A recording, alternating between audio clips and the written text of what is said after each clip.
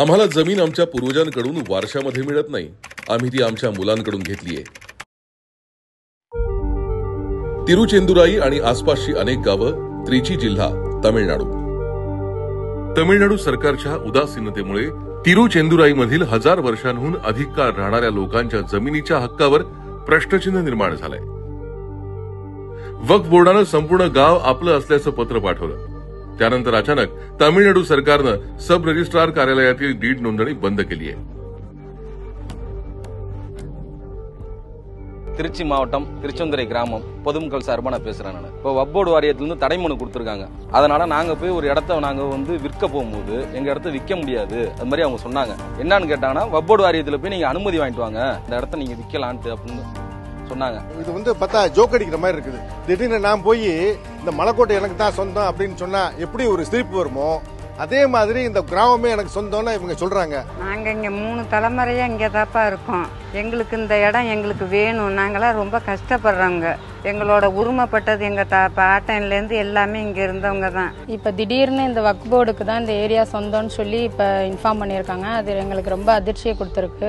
எங்களுக்கு இதை கேள்விப்பட்டதுலேருந்து இப்போ 1 மாசமாவே எங்களுக்கு ரொம்ப கஷ்டமா இருக்கு. எல்லாரும் மன உளைச்சலுக்கு உண்டாயிருக்கோம். அவங்கள்ட்ட ஏதாச்சும் டாக்குமெண்ட் இருக்கா, அல்லது உயில் இருக்குதா, அல்லது கவர்மெண்ட் ஏதாவது கொடுத்த டாக்குமெண்ட் இருக்கா?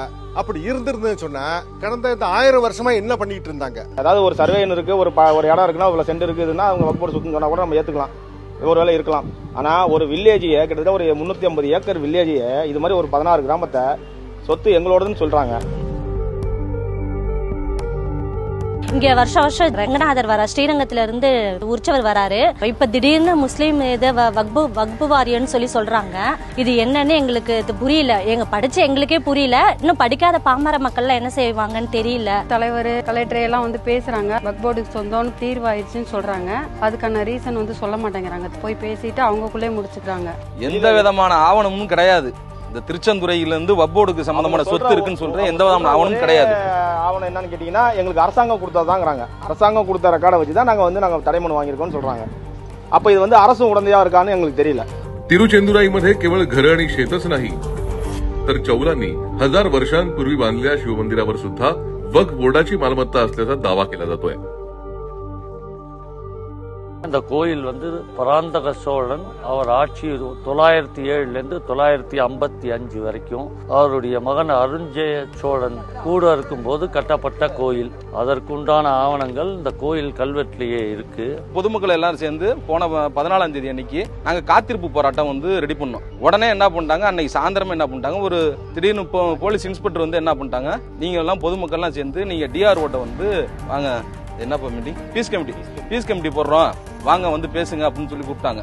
பீஸ் கமிட்டி முடிவுல பல வருடங்களாகன்னு ஒரு வார்த்தையை போட்டிருக்காங்க. பல வருடங்களாக இல்ல, எனக்கு தெரிஞ்சு இந்த கிராமத்துல 7 தலைமுறை ஆளுங்களே எனக்கு தெரியும். காலங்காலமாக போடுறதுக்கு பதில இவங்க வக்ஃப் வாரியத்துக்கு ஃபேவரபிளா தான் பீஸ் கமிட்டி மீட்டிங்ல ஆவணப்படுத்தி இருக்காங்க.